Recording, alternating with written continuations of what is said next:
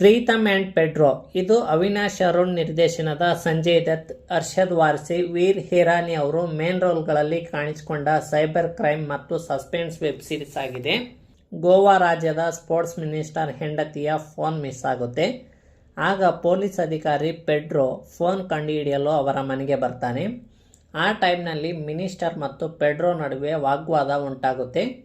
ಆವಾಗ ಪೆಡ್ರೋನನ್ನು crime ಬ್ರ್ಯಾಂಚ್ನಿಂದ cyber ಕ್ರೈಮ್ಗೆ transfer ಮಾಡ್ತಾರೆ. ಅದೇ ಟೈಮ್ನಲ್ಲಿ ಮಿನಿಸ್ಟರ್ ಮಗ ಕಿಡ್ನಾಪ್ ಆಗ್ತಾನೆ. ಆ ಕೇಸ್ ಕೂಡ ಪೆಡ್ರೋ ಬಗೆಹರಿಸಬೇಕಾಗುತ್ತೆ. ಆದರೆ ಮಿನಿಸ್ಟರ್ ಮಗ ಕಿಡ್ನಾಪ್ ಆಗಿರೋದು ಒಬ್ಬ ಹ್ಯಾಕರ್ನಿಂದ ಅಂತ ಗೊತ್ತಾಗುತ್ತೆ. ಇಲ್ಲೊಂದು ಟ್ವಿಸ್ಟ್ ಇದೆ. ಅದು ಏನಂದರೆ ಪೆಡ್ರೋಗೆ ಟೆಕ್ನಾಲಜಿ ಬಗ್ಗೆ ಒಂಚೂರು ಗೊತ್ತಿರೋದಿಲ್ಲ. ಆಗ ಪ್ರೀತಮ್ ಎಂಬ ಜೀನಿಯಸ್ ಹ್ಯಾಕರ್ ಪೆಡ್ರೋಗೆ ಸಹಾಯ ಮಾಡ್ತಾನೆ. ಪೆಡ್ರೋ ಮತ್ತು ಪ್ರೀತಮ್ ಇಬ್ಬರು ಸೇರಿ ಯಾವ ರೀತಿ ಇನ್ವೆಸ್ಟಿಗೇಷನ್ ಮಾಡ್ತಾರೆ, ಮಿನಿಸ್ಟರ್ ಮಗ ಸಿಗ್ತಾನಾ ಇಲ್ವಾ ಎನ್ನುವುದನ್ನು ವೆಬ್ ಸೀರೀಸ್ನಲ್ಲಿ ನೋಡಬೇಕು.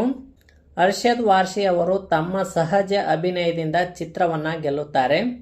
ಹಾಸ್ಯ ಮತ್ತು ಭಾವನಾತ್ಮಕ ಸನ್ನಿವೇಶಗಳಲ್ಲಿ ಅವರು ಅದ್ಭುತವಾಗಿ ನಟಿಸಿದ್ದಾರೆ. ವಿಶ್ರಾಂತ್ ಮೆಸ್ಸೆ ತಡವಾಗಿ ಎಂಟ್ರಿ ಕೊಟ್ಟರು ವಿಲನ್ ಪಾತ್ರದಲ್ಲಿ ಅಬ್ಬರಿಸಿದ್ದಾರೆ. ವೀರ್ ಹಿರಾನಿ ಅವರು ಆತ್ಮವಿಶ್ವಾಸದ ಪಾದಾರ್ಪಣೆ ಮಾಡಿದ್ದಾರೆ. ನಟನೆಯಲ್ಲಿ ಅವರು ಫಸ್ಟ್ ಕ್ಲಾಸ್. ಮೋನಾ ಸಿಂಗ್ ತಮ್ಮ ಪಾತ್ರವನ್ನು ಉತ್ತಮವಾಗಿ ನಿಭಾಯಿಸಿದ್ದಾರೆ.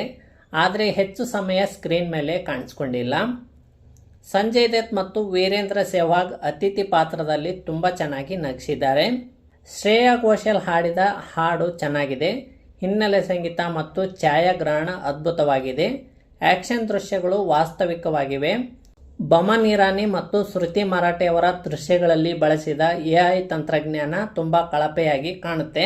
ಫಿಲಂ ಫ್ರೀಡಮ್ ಮತ್ತು ಕೆಲವು ಅವಸರದ ಸನ್ನಿವೇಶಗಳಿಂದ ಸೀರೀಸ್ಗೆ ಸ್ವಲ್ಪ ಹಿನ್ನಡೆಯಾದರೂ ರಾಜ್ಕುಮಾರ್ ಹಿರಾನಿ ಅವರ ನಿರ್ಮಾಣದ ಸರಣಿಯಾಗಿರುವುದರಿಂದ ಇದು ಪ್ರೇಕ್ಷಕರನ್ನು ಸೆಳೆಯುವುದರಲ್ಲಿ ಸಂಶಯವಿಲ್ಲ.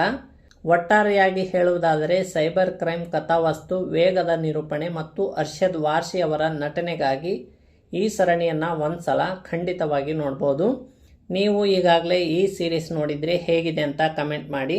ಇದೇ ರೀತಿಯ ವಿಡಿಯೋಗಾಗಿ ನನ್ನ ಚಾನಲ್ ಸಬ್ಸ್ಕ್ರೈಬ್ ಮಾಡೋದನ್ನು ಮರೆಯಬೇಡಿ. ಮುಂದಿನ ವಿಡಿಯೋದಲ್ಲಿ ಸಿಗೋಣ. ಬಾಯ್ ಬಾಯ್.